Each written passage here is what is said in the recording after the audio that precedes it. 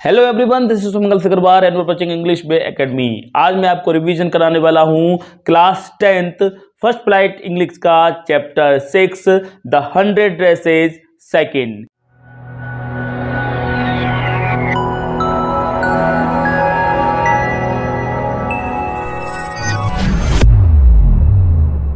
तो रिवीजन में सबसे पहले इस चैप्टर की समरी की बात करेंगे और उसके बाद इसके मोस्ट इंपोर्टेंट क्वेश्चन की बात करेंगे। तो सबसे पहले इस चैप्टर की समरी देख लेते हैं। The 100 dresses second discloses the fact that why Wanda Pentrosky had been absent from the school। यहां पर 100 ड्रेसेस सेकंड जो है इस बात की सच्चाई बताता है कि वांडा पेंट्रोस्की स्कूल से एब्सेंट क्यों थी। The Petronski family decided to shift to a big city where no one would come care about their uncommon name. यहां पर पेंट्रोस्की फैमिली ने यह निश्चय कर लिया था कि वो दूसरे शहर में जाकर रहेंगे, जहां पर दूसरे बड़े शहर में जाकर रहेंगे जहां पर उनके नाम से, उनके सरनाम से कोई भी परेशान नहीं होगा, कोई भी उन्हें चिढ़ाएगा नहीं। उनका जो अनकॉमन नाम है उसके लिए कोई भी उसे टीज नहीं करेगा। The whole class along with the teacher got shocked by this news. इस खबर को सुनकर पूरा का पूरा क्लास शॉक्ड हो जाता है, आश्चर्य में पड़ जाता है। On hearing the note Maddy and Peggy both are worried. इस नोट को सुनकर मैडी और पैगी दोनों की दोनों चिंतित थी। As they understood that they would never get a chance to apologise for all her teasing. क्योंकि उन्हें समझ में आता है कि अब उन्हें क्षमा मांगने के लिए, उससे सॉरी कहने के लिए मौका ही नहीं मिल पाएगा, क्योंकि वांडा जा चुकी थी। Both the girls got to know that Wanda liked them a lot. बाद में आगे बढ़ता ही स्टोरी बढ़ती है तो पता चलता है, दोनों लड़कियों को ये पता चलता है कि वांडा उन दोनों को पसंद करती थी।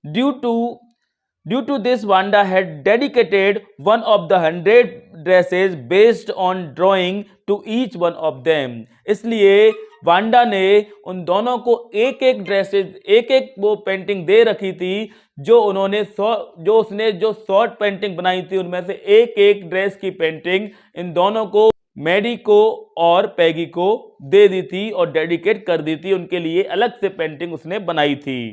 The lesson start with a letter received from Wanda's father। Lesson की शुरुआत होती है, वांडा के फादर की तरफ से एक पत्र आता है जिसमें लिखा होता है कि वांडा आज से अब स्कूल आएगी नहीं, क्योंकि वो दूसरे शहर में शिफ्ट हो गई है। अब उसे इस नाम से कोई परेशान नहीं करेगा और ना ही बाकी की लड़कियां, बाकी के क्लास उसके नाम के बारे में कुछ पूछेंगी और ना ही वरीड रहेंगी और ना ही चिंता करेंगी। Maddie felt so bad that she is coward and never stopped Peggy from making the fun of Wanda।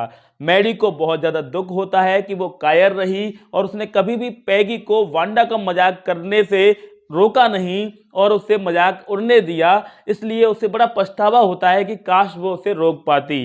This is the reason that's why she couldn't focus on her studied after knowing the fact। इसलिए ये fact जानने के बाद कि Wanda जा चुकी है, वो अपनी पढ़ाई पर ध्यान नहीं दे पा रही थी। She desired to meet Wanda to clarify her stand and that she never mean to hurt her feeling। वो वांडा से मिलना चाहती थी और ये क्लियर करने के लिए कि वो कभी भी उसको, उसकी भावनाओं को चोट पहुंचाना नहीं चाहती थी, उसे परेशान करना नहीं चाहती थी। So she made up her mind to go to the house and tell her also she has won the prize। इसलिए वो दिमाग में ठान लेती है, उसके घर में जाने का इच्छा करती है और उसे बताने की कोशिश करती है कि वो जीत चुकी है और उसका मन नहीं था ये सब कहने का और उसका मन नहीं था उसे चिढ़ाने का। When the school was over, Maddie and Peggy both visited the residence of Wanda and Bogginside to meet her। जब स्कूल फिनिश हो जाता है तो दोनों की दोनों बॉगिनसाइड में जाती हैं, जहाँ पर वांडा रहा करती थी और उससे मिलने जाने की कोशिश करती हैं कि काश वो गई ना हो सकता है वो अभी गई ना हो। But till that date, the girl Wanda and her family had already left from there। लेकिन जब वो वहां पर गई थी उस डेट तक वांडा और उसका परिवार वहां से जा चुका था। So their visit was fruitless. इसलिए उनकी जो विजिट थी वो फ्रूटलेस रही, मतलब बिना किसी काम की रही, बेमतलब रही। Then both girls wrote a friendly letter to Wanda to tell that her she had won the contest but after many days still there was no answer from Wanda. इसलिए बाद में उन्होंने एक पत्र लिखा दोनों लड़कियों ने वांडा के लिए, और वांडा को उन्होंने फ्रेंडली लेटर लिखा, उसमें ये लिखा कि वो कॉन्टेस्ट जीत चुकी है, लेकिन बहुत दिनों तक वांडा का कोई जवाब नहीं आया। It was the time of Christmas when Miss Mason got the letter from Wanda. Wanda had written a letter and wished merry Christmas to all the girls. Wanda का फिर मिस मैसन के पास letter आया Christmas के time पर, और Wanda ने letter लिखा और वांडा ने सारे क्लास वालों के लिए मैरी क्रिसमस लिखा। Further, she wrote that the girls could keep those 100 dresses because in her new house she will have 100 new ones. फिर बाद में उसने ये लेटर लिखा कि लड़कियां उन 100 ड्रेसेस को रख सकती हैं और अपने लिए एक एक ड्रेसेस को रख सकती हैं, क्योंकि उसके नए घर में उसने दोबारा से नई 100 ड्रेसेस बना ली हैं। She gifted all special drawing to Peggy and Maddie. उसने एक स्पेशल जो ड्राइंग थी जो उसके लिए डेडिकेट की गई थी पैगी और मैडी के लिए, वो उन्हें गिफ्ट कर दी। उसने लेटर में लिखा कि पैगी और मैडी इन दोनों पेंटिंग को रख सकती हैं। They accepted and pinned them in their bedroom. उन्होंने इन पेंटिंग को एक्सेप्ट किया, स्वीकार किया और उन्हें बेडरूम में, अपने बेडरूम में पिन कर दिया, यानी कि चिपका दिया। Maddie gazed for a long time at the picture and found that the face in the drawing was resembling her own face. Maddie बहुत देर तक उस पेंटिंग को देखती रही और उसे पता चलता है कि उसमें पेंटिंग में जो लड़की बनी थी वो बिल्कुल उसका चेहरा उसके खुद के जैसा लग रहा था। Then she ran a Peggy's house to see her drawing to.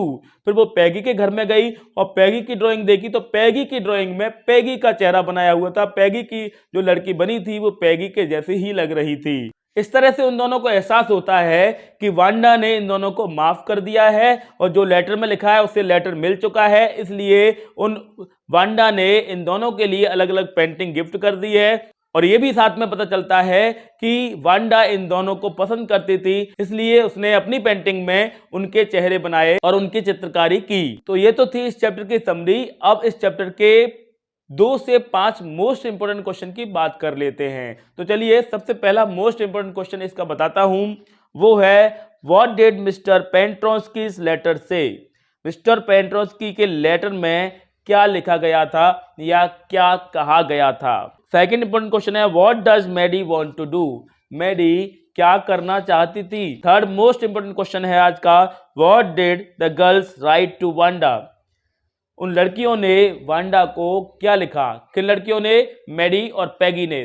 Fourth most important question है इसका, इस चैप्टर का फोर्थ मोस्ट इंपोर्टेंट क्वेश्चन है what are Maddie's thoughts as they go to Boggins साइट। जब वो वहां पर बॉगिन साइड जा रही थी तो उस समय मैडी के विचार क्या थे। तो ये थे 4 मोस्ट इंपोर्टेंट क्वेश्चन चैप्टर 6 से। इस चैप्टर से कोई भी अन्य डाउट आपके मन में रहा हो तो आप कमेंट बॉक्स में मुझसे पूछ सकते हैं, आपको उस कमेंट का जवाब निश्चित ही मिल जाएगा।